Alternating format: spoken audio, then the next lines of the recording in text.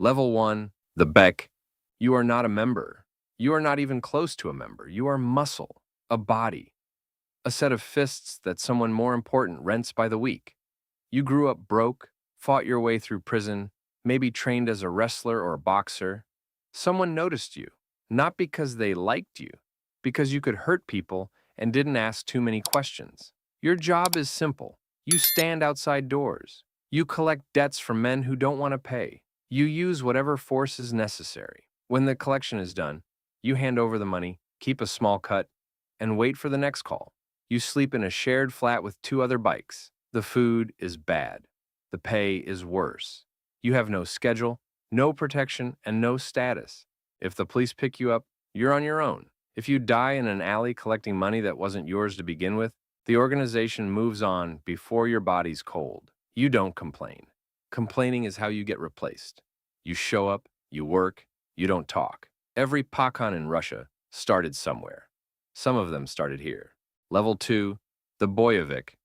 They vouched for you. Someone in the organization said your name and nobody objected. That means something. It means you're in. The ceremony is quiet. No candles, no oaths over a flame like you've seen in movies. Just a meeting in a back room, a handshake, and a simple truth. You belong to this family now. That's not a gift. It's a contract. You answer to a brigadier. You run the work he assigns. Protection routes, debt collections, warehouse security, whatever the crew needs moved or threatened or shut down. You do your share and you kick up. Every week, a portion of what you earn goes up the chain. That's not optional. That's the structure.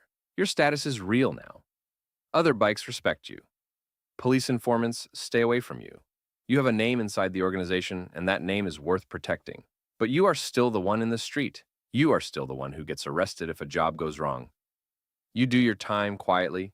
You don't give up names. That's the only move that keeps you alive. Stay loyal, stay useful, and wait. Level 3, the Brigadier. 5 men report to you now. Some nights it's 8. They look at you the way you once looked at your Brigadier, like the answer to a question they haven't figured out how to ask yet. You run a section of territory. That could mean a cluster of businesses paying protection, a network of drivers moving goods the customs office will never know about. You manage the logistics. You manage the men. You keep the money flowing upward. You think differently now. Violence is a tool, not a reflex. A well-run protection racket pays better than a shakedown that ends with police tape. You are learning to be a businessman, just one who operates without a license and settles disputes without a lawyer. But the weight is yours now. If one of your Boyeviks steals, it comes back to you. If one of them talks, your name comes up first. If the territory earns short, you are the one answering for it. You get one cut from every operation. You pass the rest up. That's the deal at every level of this world. Level 4, the torpedo. Not every Boyevik becomes a torpedo. Most never will. The torpedo is the organization's precision instrument. When a rival needs to disappear, when a debt can't be collected any other way, when a traitor needs to be reminded that silence is permanent, they call you. You weren't assigned this role. You earned it. A combination of cold nerves, clean work, and a reputation that's spread through the organization like smoke. You're trusted with jobs that can never be discussed. You operate with autonomy most men at your level will never experience. You receive instructions directly, carry them out, and deliver results. The money is good. The status inside the organization is real. Men who outrank you treat you carefully. But there is a line that a torpedo crosses early and never crosses back. You are not managing rackets or running territory. You are something more useful and more dangerous than that. The organization owns your particular skill set completely. You don't retire from this role. You age out of it or you don't age at all. Sleep well. Someone needs you to be sharp tomorrow. Level 5, the autoritet. People call you by your title now, not to your face.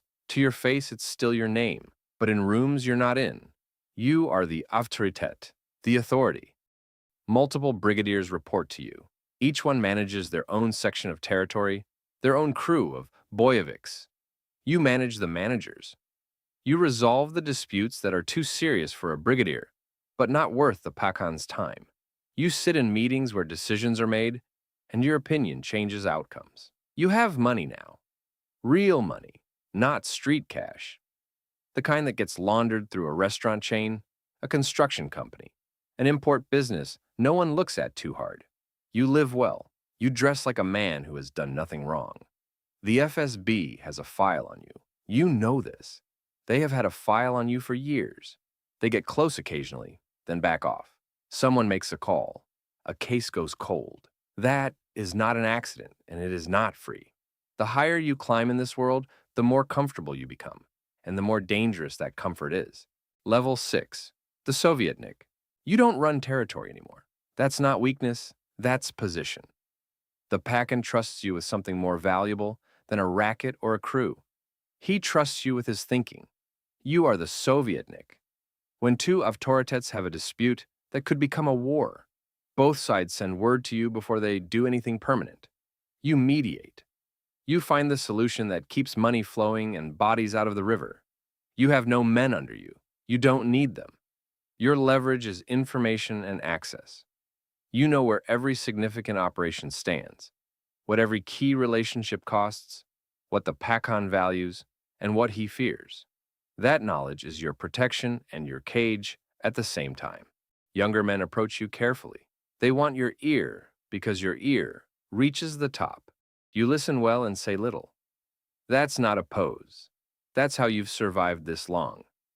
You will never leave this role. Not by choice, not by retirement. You simply know too much to be released. You accepted that trade-off years ago. You pour tea and you listen, and the city moves the way you suggest. Level 7, the Kaznachyi. Every ruble the organization earns moves through you before it becomes something clean. You run the financial architecture of the entire operation. Shell companies in Cyprus and the UAE, real estate holdings in cities across Europe, cash moving through construction companies, car dealerships, and import firms that exist only as paper and bank accounts. You turn money that cannot be explained into money that can be. You are the reason the organization can buy legitimate assets, pay lawyers, and move across borders without triggering an investigation. You are not just trusted, you are essential. No one above you fully understands what you manage. That gives you a certain protection. It also means you are watched more closely than anyone else in the organization. You know where every ruble comes from and where every ruble goes. You know which politicians are being paid and what they're being paid for. You know which law enforcement contacts are on the payroll. You know everything. That knowledge keeps you alive. It also means there is no version of your future where you simply walk away. You're not a brigadier who retires to a quiet house and tends a garden. You are a ledger that cannot be allowed to exist outside of the organization's control. You live very well. You have never been comfortable a day in your life. Level 8, the Pakhan. No one gives you an order. Not anymore. Not ever again. You are the father, the Pakhan. You have not touched a single criminal operation with your own hands in over a decade. You don't need to. You speak and the words become instructions that travel down a chain you don't have to follow. By the time a directive reaches the street, no one can trace it back to you. That distance is not laziness. It is architecture. Decades of careful, deliberate separation between your name and the work. You live behind walls.